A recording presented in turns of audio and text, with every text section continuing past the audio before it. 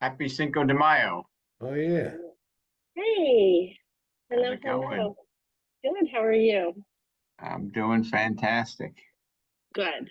So today I wanted to talk about something that I was watching a podcast with that guy Dean Graziosi. I want to talk about leadership versus management because I think like sometimes we get caught in these rabbit holes of management, which kind of limits what we can do, and leadership is liberating. And with leadership, you can delegate people to do the management pieces. And, I know most of us probably are stronger on the leadership skills anyway. At least I would consider myself to be a little bit weaker on the management. So by default, stronger on the leadership piece because I make lists for lists for lists, which is just really bad. If anybody feels that same way. Like, this is just my, this morning having my cup of coffee, like a full page of stuff that's in my head. So who wants to tell me, like, and I'm putting you on the spot, what's the difference between leadership and management?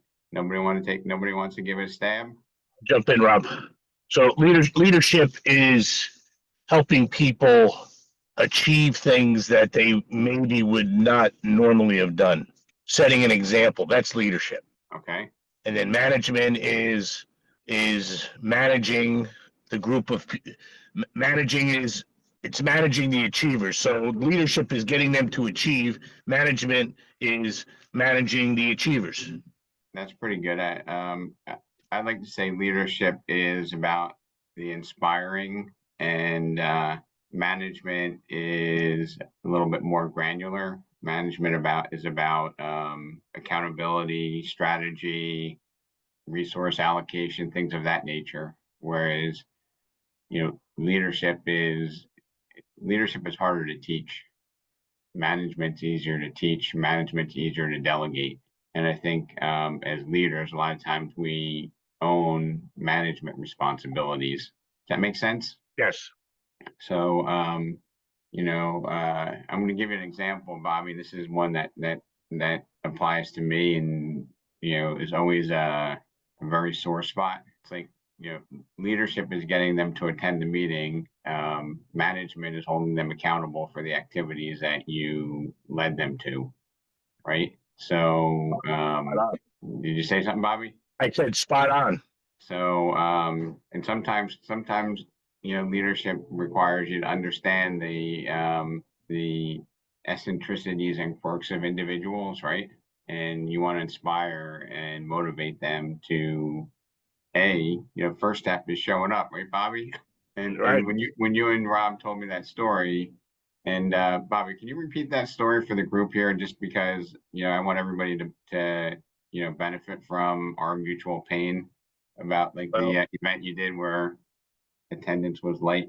Well, we if it's the one I'm thinking of, Rob, in our town we have it's called Mayor Max Cafe. So our mayor supports the autistic community. So there's a spot in town that is staffed by autistic citizens. So we wanted to have an office meeting at Mayor Max Cafe to support the mayor, the autistic community. We were going to try to do something with LandQuest, introductions. There was multi-levels why we wanted to have this office meeting. We put it out there and nobody responded. Nobody wanted to attend, which is very disappointing and frustrating, but I think that's what I'm hoping that's what you're referring to, Rob. Spot on. And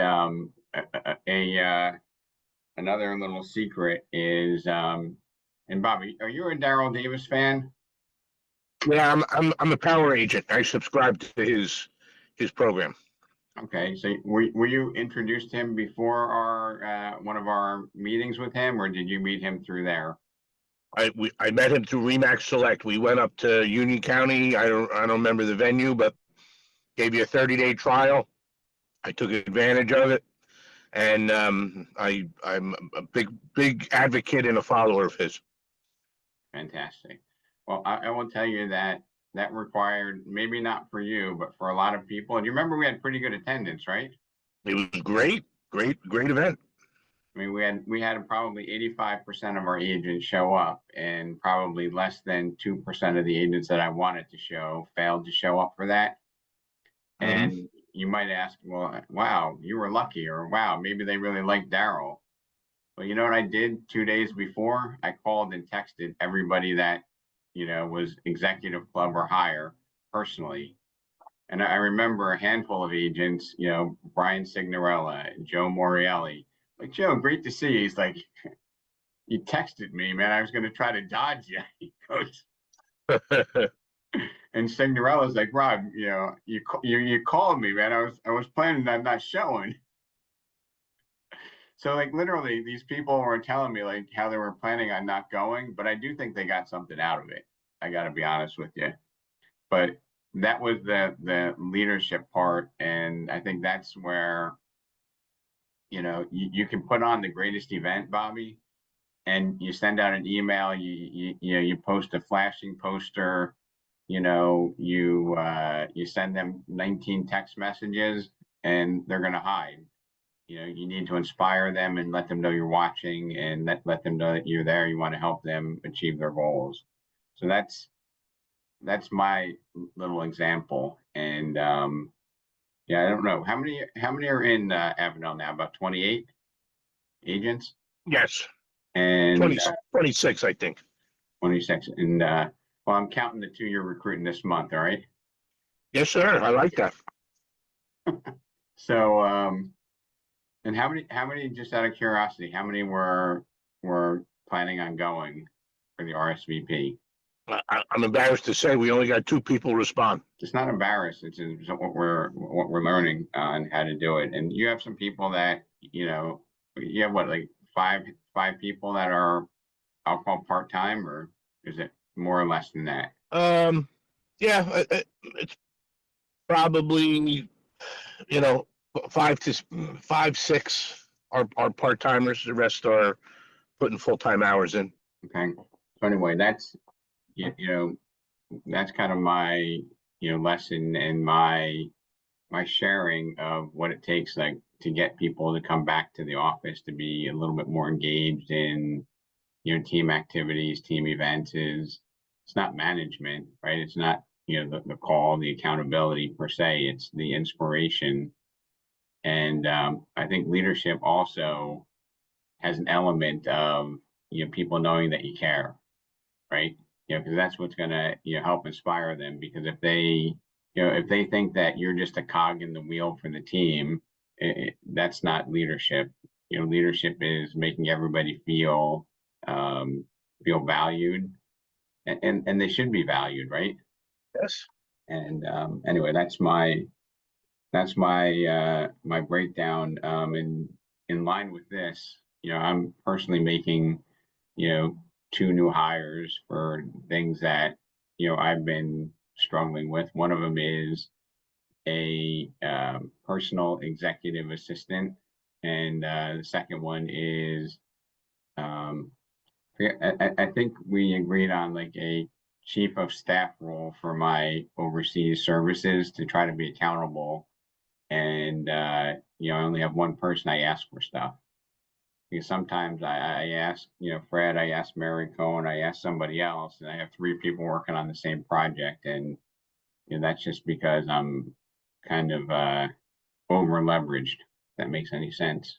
And I do think, if you stay tuned, I think by the 4th of July, we'll probably have 2 or 3 large acquisitions coming in. And I feel like I'm capable of handling them, because I'm putting the infrastructure in. I'm not freaked out. Um, I'm executing the same plan that I've done in the past. And, might be 0, might be 3. My guess is 2. And my guess is another 250 people, which should get us right around the 1,000 agent mark. So I'm pretty psyched about that. We'll get us into 2 additional states.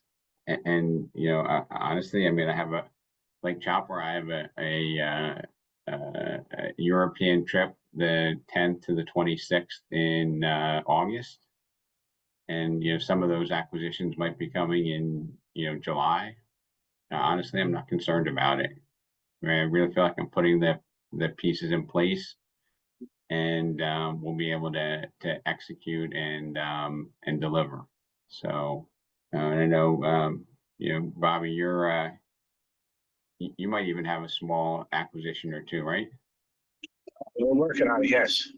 So anyway, those are some of the things I just wanted to put out there.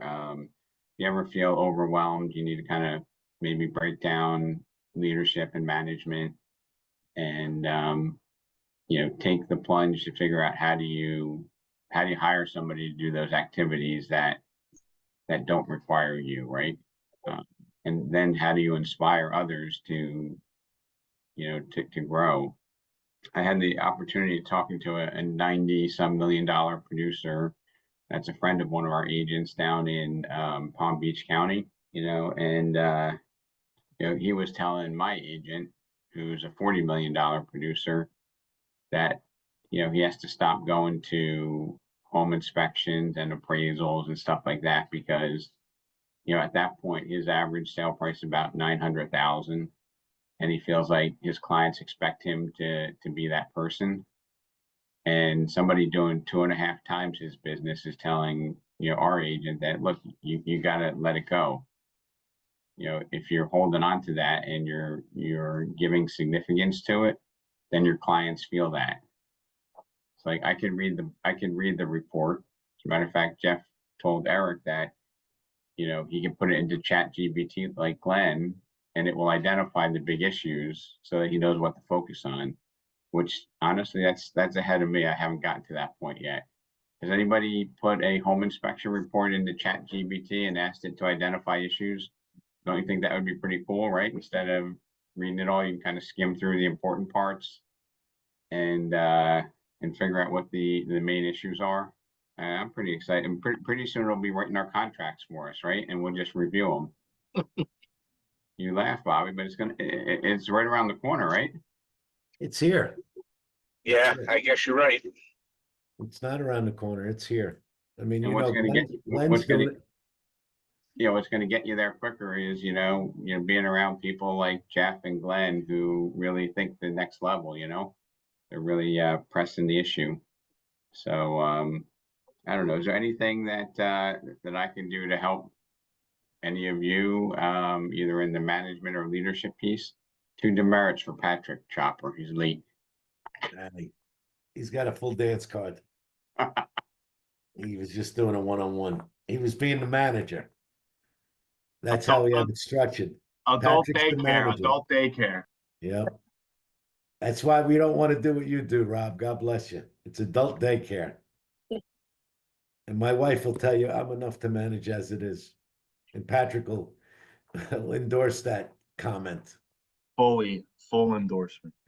So in line with like leadership and I would like to put together, I will be putting together an event which is equivalent to a 501 at Remax, where we put together groups of your peers, and we kind of brainstorm through some of these changes.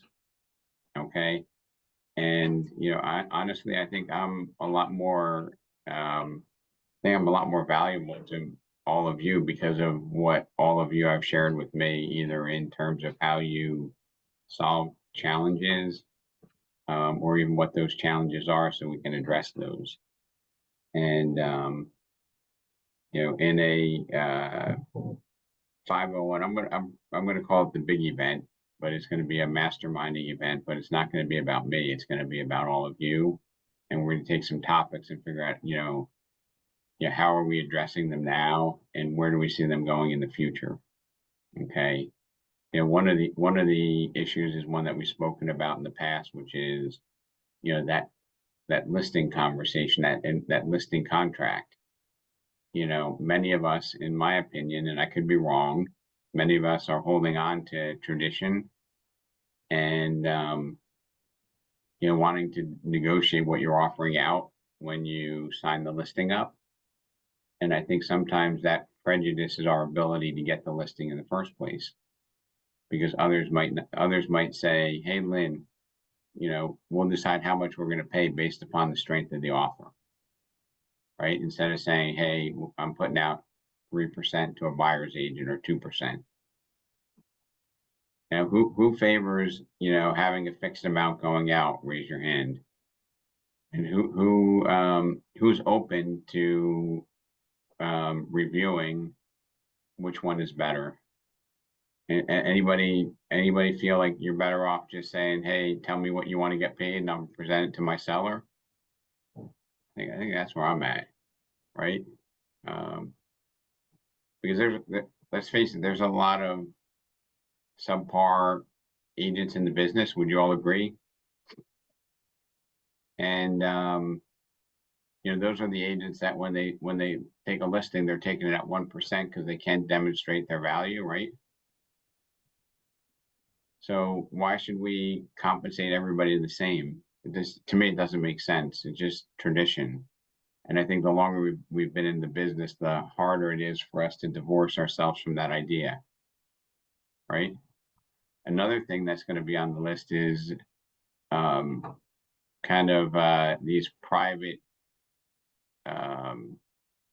Compass off-market like properties and how we're going to deal with that and what's our conversation going to sound like. Does anybody have any opinion on that? Do you guys all know what Compass is doing? Yeah, they're setting up their own private network. I mean, listen, I've sold a bunch of properties. I think, what did we do, Patrick? 6 or 7 already this year? So far, We sold without listing, you know. We tell the client what it's worth, and then we ask them, what do you want so you'll sleep good at night, that you got the right amount of money. So we've done that several times, but that's easy for us because it's here in Oakland and, we control the lion's share of the listings. So we have a bunch of buyers like barking at our door. I mean, there's Listen, I think hey, Rob, Nora was foolish, okay? Their reply, for lack of a better analogy, was kind of pregnant. All right. Either you're pregnant or you're not pregnant. But their reply was, was stupid, was all over the place. right. I'm going to make a comment. And the comment is, I don't think NAR, I don't think our local boards, I don't think, Remax LLC, I don't think any of these entities are going to be our savior. Okay. I think that our solution is all of us in this room here, right? Because we're the practitioners, we're the people, we're the boots on the ground, we're the ones solving the problems for our team members, right? We're the one that's leading the pace. We're the pace car. All right. I don't know. My own personal opinion is I'm not a fan of these private networks because honestly, I think it starts to separate ourselves from our fiduciary duty, and it tries to it puts our own business interest above our client. I sit in the market here in Westfield where Coldwell Banker is notorious for trying to recruit my agents by saying that, hey, we have inventory that's not on the market that we share, that you don't have access to, and we're in a tight inventory market, right? And the agents hate it. But that's one of the things that they use to try, like, you know what I mean? Like, agents hate it, but they're like, yeah, but I want some of that blood money. And I don't know how you can be, half, I don't know how you can have half integrity, right? If you're a fiduciary for your client, how do you put yourself in front of the client at certain times, right? So anyway, that's my opinion. Anybody feel anything different or anybody echo that opinion? I'm okay if the homeowner chooses that's how they want their home to be sold. And that's how it has been previously, and that's honestly how it still is. Right. But I mean, I think, if somebody has 60 or 70% of their listings, off market or exclusive for, period of time, then it's a huge influence on what they're telling the clients. And I think that we have tremendous influence on how our clients behave, right? And I actually think, Rob, that they would be doing the market in general a disservice by keeping that inventory on the sidelines. And in fact, that what that's going to do is eventually that will lead to a more amount of inventory coming on the market all at one time. Because 60 to 70, those 60 to 70% of listings aren't all going to sell in-house. So they're going to have to come to market. And some of those will come to market and sit on market, which I think will, keep the inventory level maybe a little bit higher than it was previously. It's just going to take time. And Lynn and Ron, are you seeing where the market's maybe a little bit softer? Are you seeing organizations and Compass doing a lot of that, or not really? Really, Ron, I don't know if you are, but I don't even see the name Compass often around here. Rob, I saw 3 emails this weekend from Compass agents to me touting this. Right. I'm stunned how easily they're adopting it, right? It's almost like lemmings. Len had a great post about it on, I don't know if Instagram or Facebook. And Well, Glenn, repost didn't you do a YouTube about 9 months ago saying if your agent wants you to do an exclusive, beware? Yeah, I did another one. Not often I agree with EXP, but Parisia's all over this, and I think he's 100% in the right. I can't believe that they're doubling down the way they are publicly on this and acting like it's a good thing, because logic and reason doesn't prevail. And I used an analogy that I thought was pretty good. It's like blocking syndication of the listings is like whispering in a crowded room and being surprised when no one hears you, right? Because it's crazy. It's just nothing about it makes logical sense. I'm coming guns a-blazing, so I know where these agents play. And when I'm going out on listing appointments, I'm ready. Like, I am guns a-blazing as to why it's bad for them. Yeah, no, it's definitely one of the topics that I think we'll be addressing. And so Glenn and Patrick, the 2 topics I put out there that are kind of near and dear to my heart are how do we represent to a seller that we're going to compensate a buyer's agent on a transaction at the point of sale at the listing, and the second piece is how do we address competitors looking to do shadow or private inventory exchanges, which to me, just trying to think of an analogy, it's like if you're selling stocks, right? And you're selling it to a friend of yours without an exchange, you wouldn't know what the value is, right? You have to expose it to the market. There's just so many great analogies that they're in complete denial over their own self-interest, right? Yeah. It reminds me of when the greed crashed the market in 2007 and 8, where mortgage lenders were encouraged to do pay option arms, which is possibly the worst possible product you could ever get into. It's a negative amortization program, right? With a variable rate loan. What could possibly go wrong there, right? They would start you out at like 1.5%. You would be at like LIBOR +2 or LIBOR +3, which was 6 or 7, and that extra 3.5 to 6% was increasing the balance every year. And then the product would have a cap of 1 or 1.5 or 2% annual, so it looked attractive to a prospective buyer, but it was financial suicide for the industry. And it was all motivated by how they compensated mortgage brokers and lenders. So that's a groupthink, violation of fiduciary duty coming to bite you in the ass. And I think this is very similar to it. Is there a third topic anybody has that's hot on your mind? I'm sorry, I missed what the question was, Rob, because I joined late. So I want to do a local event with, the producers and do it as like a round table. And one topic is how do we compensate co-op agents? How do we identify that at the initial listing appointment? The second one is combating, this fiduciary breach of private inventories, right? And I want to see if there's anything else that's, top of mind for the group. Maybe another topic might be something relative to leadership of teams.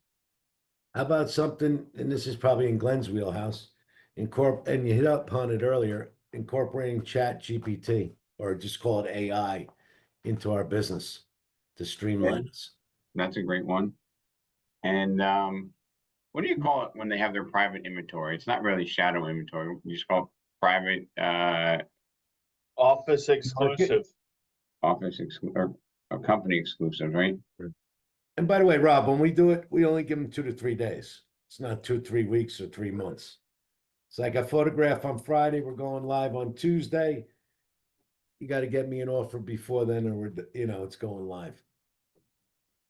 And then probably for the group that's not here, I just think we have a tremendous missed opportunity from not actively managing our CRMs more progressively, and also, having those regular contacts. I think that's something that's horrific. I think the CRMs are designed for Glenn and Glenn Juniors, and our industry is a lot of second and third career people with low tech skills and even lower discipline. So how do we blend that together so that at least there's some minimum standard, right? I'm going to ask Patrick, what percentage of agents do you think don't really even have an active database where they can email all their prior transactions in one hashtag? I would say about 60% Don't have it or do not. I'd Okay. be higher than that. Glenn, what do you think? Excluding your team, what percentage do you think couldn't send an email or a text message to their past clients in 10 minutes? Oh, in the CRM, 60%. Yeah, I'm going to go with like 85, 90%. You agree with me, Chopper? Oh yeah. Ron, what do you think? Bobby Golden, can you email all of your buy-side transactions in 10 minutes? Yes. That's the one thing that I'm proud of, is that I've maintained a database over my career, and I send out calendars. I actually just sent out my anniversary postcards, and I've had people respond back, geez, I didn't even realize it. Thanks for reaching out. So my database is the lifeblood of my business. So last question, if we do something locally, would you want to do this in middle of June or in September? My answer would probably be in September. Anybody else have an opinion? My answer would be June, because there's school in September. Yeah. In their school in June? Yeah, but it's at the end of the year. Not in New Jersey, Rob, in half the month only. Okay. All right. We're over time. I'll let you guys run, but thank you for your contribution, and stay tuned. Thanks, Rob. Bye, everybody. Take care.